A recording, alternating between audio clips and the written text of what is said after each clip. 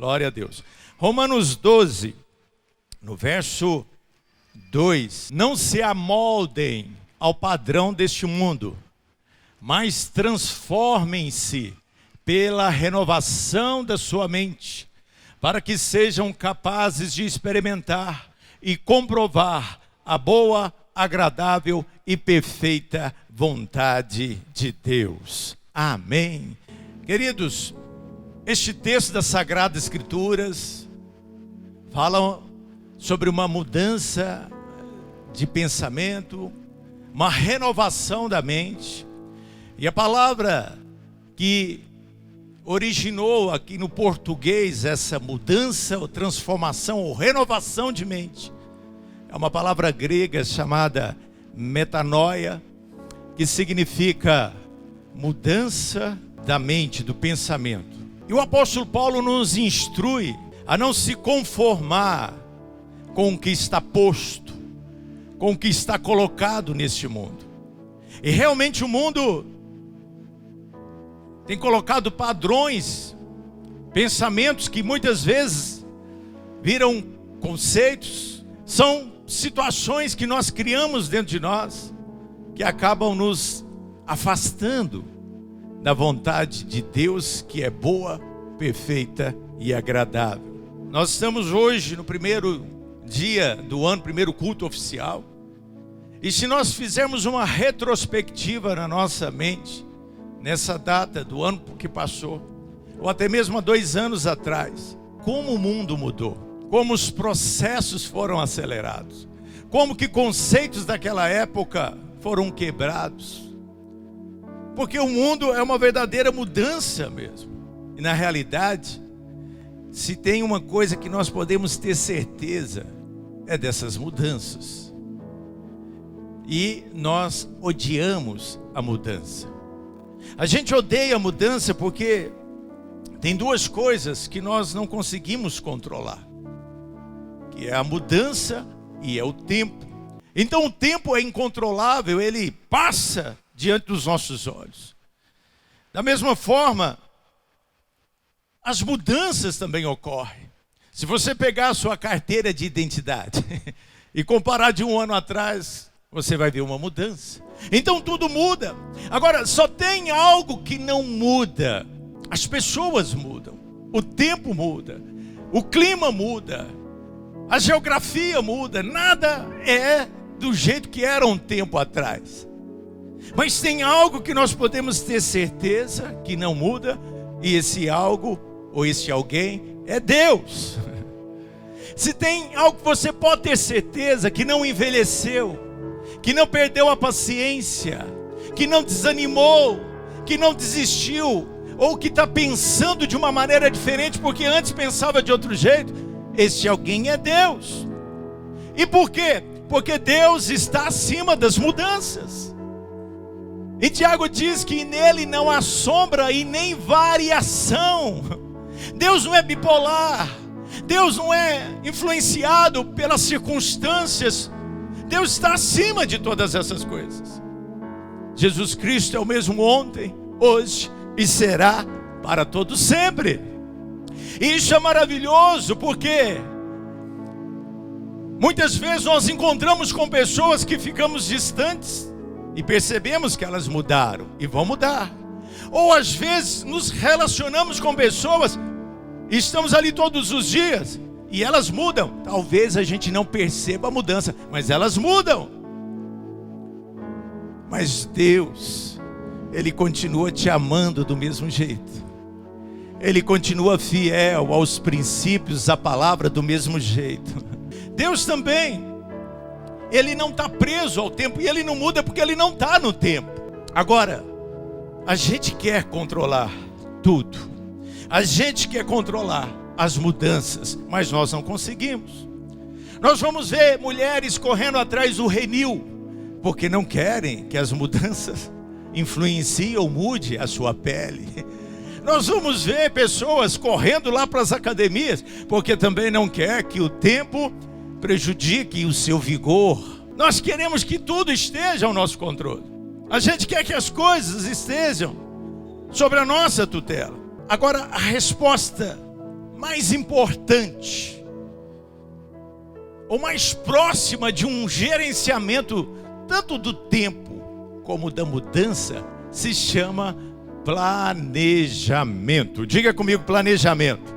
É você realmente colocar um alvo. Planejamento significa, de uma maneira bem simplória, é você ter uma meta, você saber aonde você quer chegar e saber o que tem que fazer para que essa meta venha se tornar realidade. Então, no dia a dia, em determinados tempos, períodos, o que você tem que ter conquistado para que aquela meta, aquele propósito, aquele objetivo esteja mais próximo ou até mesmo se torne uma realidade na tua vida. Então, a resposta que nós temos para as mudanças, para o tempo, é você ter um plano. Porque dessa forma, você não vai ficar à deriva das mudanças. É a mesma coisa de entrar no rio e confiar simplesmente na força da correnteza. Mas alguém que faz um plano, ele objetiva chegar do outro lado. E ele então vai usar as estratégias, os remos, as velas, mas ele não vai ficar à deriva. Ele tem um alvo. Jeremias 29, verso 11, falamos esse versículo e eu gostaria que você gravasse no teu coração.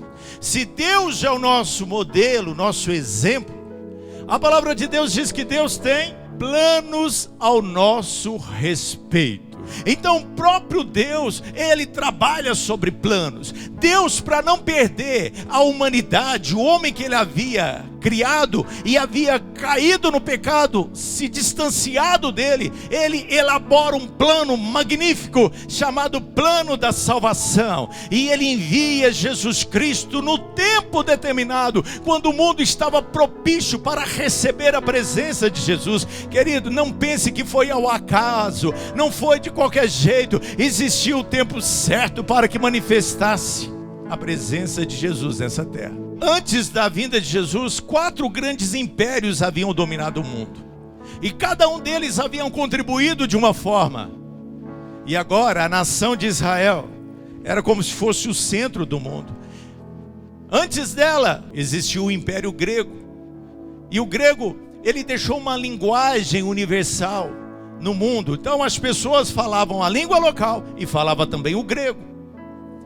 Por isso que o Evangelho foi escrito em grego e dessa forma pode chegar ao mundo inteiro. Não era um plano de salvação para uma localidade. Então a contribuição do Império Grego naquela época era trazer uma linguagem que pudesse alcançar o mundo inteiro. Na ocasião da morte de Jesus, estavam pessoas do mundo inteiro, várias pessoas estavam ali e puderam constatar aquele feito. E depois, o Império Romano, famoso por fazer as suas estradas para conectar as províncias ao império que era em Roma. Então dessa forma haviam agora as estradas, havia a comunicação.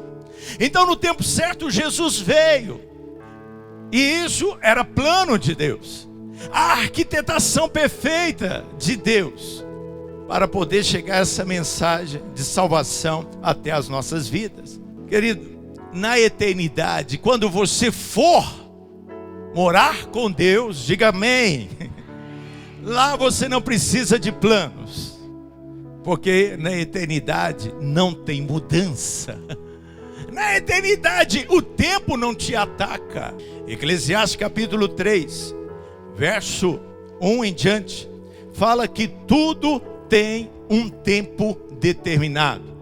Tudo há uma ocasião certa, um tempo certo para cada propósito, para cada alvo de um plano que você colocar debaixo do céu. Tem tempo de nascer, tempo de morrer, tempo de plantar, tempo de arrancar o que se plantou, tempo de matar, tempo de curar, tempo de derrubar, tempo de construir, por aí vai.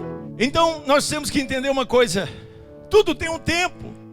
Então, querido, há tempo para todas as coisas, para as fases complicadas. O fato aqui está dizendo é que é o seguinte, que por causa do tempo está tendo mudança. Ora está de um jeito, ora está do outro. Quando você atrela a tua vida às coisas que hoje está ali, amanhã não estão mais, você se frustra. A razão de muita gente ficar talvez desesperada é porque colocaram expectativa em pessoas, em situações, mas as coisas mudam. É importante lembrar do passado, mas não ficar lá. Deus é um Deus de inovação. E a maravilha é saber que Ele não muda para pior, mas Ele melhora. A cada dia é algo novo e é algo melhor. Deus está se inovando, e é uma maneira até de se antever as mudanças. Tem pessoa que é reativa, ela espera as coisas acabarem, as coisas mudarem, e aí elas acabam acordando, se acordarem, porque viu que tudo mudou, todo mundo foi embora, tudo passou e só ele ficou para trás. Mas quando você se antecipa a tudo isso, você inova, você sai na frente. Então, querido, para gerenciar essas mudanças que o próprio Cristo causava e provocava na vida das pessoas, é nós exercitarmos esses planos, né, esses planejamentos aí. E eu quero dar um exemplo na palavra de Deus, que está lá em 1 Samuel, no capítulo 17. Davi era pastor de ovelhas, e pastor não no sentido de igreja que nós conhecemos. Na nossa cultura, é alguém que cuida de animais, de um rebanho. É muito comum os gados, né, as vacas. A gente poderia chamar aqui o vaqueiro, o boiadeiro. Mas lá na terra de Israel, eram as ovelhas e havia ali o pastor que cuidava das ovelhas. Era um protetor, era aquele que cuidava, levava as ovelhas para tomar água, levava as ovelhas para poder estar em pastos onde pudesse se alimentar, e também protegê-las de predadores. As tropas de Israel estavam, verso 26, estavam de frente para o exército dos filisteus. E havia ali um impasse, porque nenhum soldado queria enfrentar o exército oponente por receio de perder a batalha. Então elege um representante de cada lado. É comum nos filmes épicos a gente ver essa cena. O herói de um lutando com o herói do outro. Evita-se morte desnecessária. Se o herói vencer, ele representa todo o exército que venceu. Mas se ele perder, ele também representa a derrota de todos.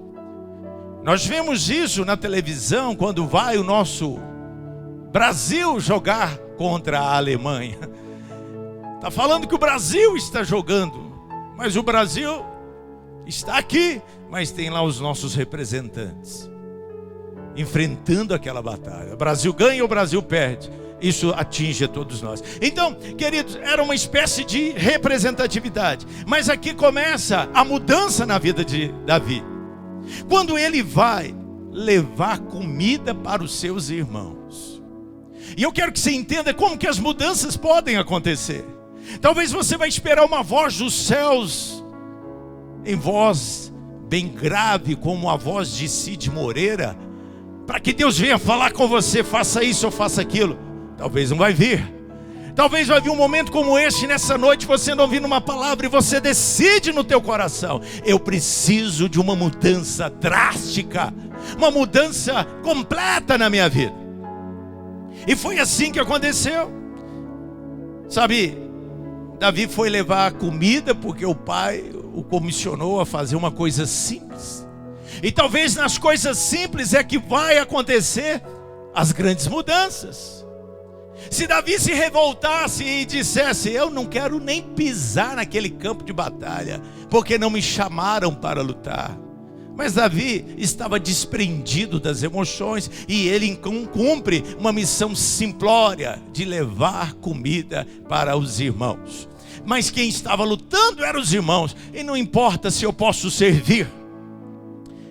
E quando Davi chega, a Bíblia diz que ele não vê um cenário de luta. Ele vê um exército inteiro acuado e com medo, porque do outro lado havia vibração, havia uma torcida, e vinha então um gigante. Gigante é porque ele se distinguia da estatura da maioria das pessoas, mas ele tinha quase 3 metros de altura. Nós sabemos, relatos, tem notícia através das informações hoje, de pessoas que até atingiram essa essa estatura. Então era um guerreiro chamado Golias, que estava ali representando o exército que se opunha a Israel. No entanto, ele afrontava, ele até esnobava, porque do lado de cá não havia quem se qualificasse para enfrentar. Davi era o entregador da marmita. E queridos, eu queria que você pudesse entender que muitas vezes a gente está preso ao passado, como foi dito agora há pouco. E a gente acha que tem que ter alguma habilidade, alguma qualificação, que só através disso é que eu vou estar credenciado para isso ou aquilo outro. Então nós precisamos romper com os preconceitos. Mas também temos que entender que talvez algumas coisas do nosso passado já estão sendo trabalhadas. Nós é que não percebemos e nós estamos prontos para essa mudança. Olha só, quando ele chega, diz o texto, que Davi perguntou aos soldados que estavam ao seu lado: o que receberá o homem que matar este filisteu e salvar a honra de Israel? Querido, aqui começa a mudança. Aqui eu vejo o plano de Davi. Davi entendia que havia uma recompensa para aquela batalha. E há um tempo atrás, Davi havia sido ungido para ser um rei, mas ele, com essa visão, com esse pensamento, ele não via a perspectiva. Ele estava no meio de ovelhas, ele seria simplesmente mais um músico. Mas quando ele chega naquele cenário, ele entende que ali havia uma oportunidade. Primeira coisa, para que comece uma mudança na nossa vida, é saber reconhecer as oportunidades que vêm com o tempo e com as mudanças. E às vezes a gente acha que tudo é luta, que tudo é ruim. O tempo bom é gostoso, mas o tempo ruim eu não quero viver. E talvez exista aquela oportunidade que é a de ouro, aquela hora que você tem que saber aproveitar, aquela hora que você tem que saber aí ter a palavra exata. Então a primeira coisa que eu preciso ter diante de uma oportunidade dessa, aí eu preciso da bênção de Deus. Deus, me dê a habilidade para que eu reconheça as oportunidades quando elas vierem. Tem gente protelando para depois, tem gente deixando para tomar decisão e a oportunidade está ali. E a outra coisa, eu preciso ter uma convicção de que é oportunidade. Querido, às vezes a gente só olha um monstro. Eu quero que você comece esse ano com uma visão diferente da vida. Às vezes vão vir situações que vão nos amedrontar, que vão tentar nos intimidar, que vão tentar nos colocar para baixo. Mas se eu tiver essa perspectiva que Davi tinha, ele entendia que ele tinha a bênção de Deus. Então com Deus as adversidades podem ser transformadas em oportunidades para que a tua fé cresça, para que Deus te leve a lugares maiores, para que a bênção de Deus atinja o ápice na tua vida. Então é hora desse cenário ser transformado por causa da tua presença que tem a bênção de Deus.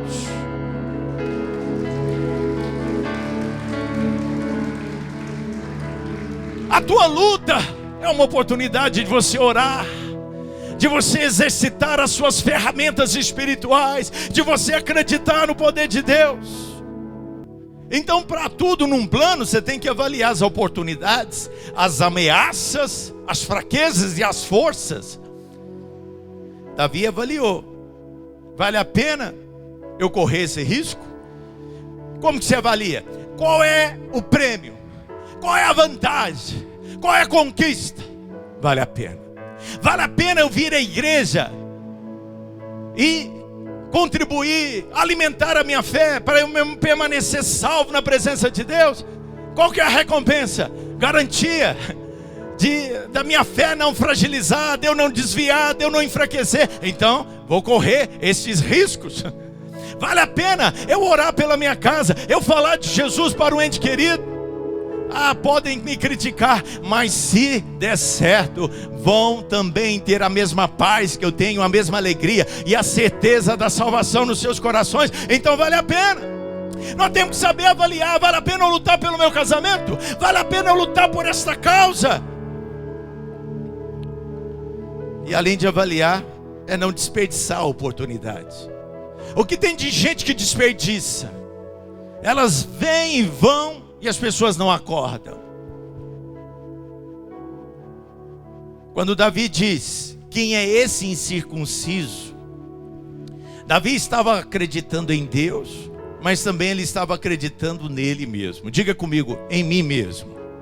Tem uma coisa que nós precisamos ter, e não deixar que aquilo que passou nos anos que já se foram marque a nossa vida. Os traumas, os medos nos aprisionam, nos fazem muitas vezes ficar tímidos.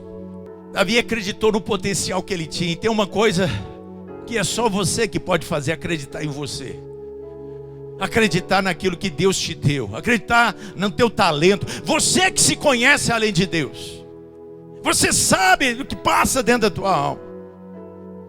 Então você precisa ter fé em Deus, mas precisa ter fé em si. Ele dizia: eu tenho uma aliança com Deus. Os irmãos de Davi estavam dizendo: você não tinha que estar lá cuidando do seu destino, de ser um pastorzinho de ovelhas? Você não devia estar lá na sua origem? O que você está fazendo aqui no lugar que é para vencedores? E querido, não tem um lugar, tem as exceções, mas não tem um lugar que drena mais energia do que a própria família. Porque eles falam daquilo que eles veem. Porque para a sociedade a gente passa uma maquiagem, eles veem só as nossas fases boas, mas dentro de casa vê as nossas fraquezas, vê as nossas realidades. E aí eles falam aquilo que as pessoas lá fora não têm coragem de falar.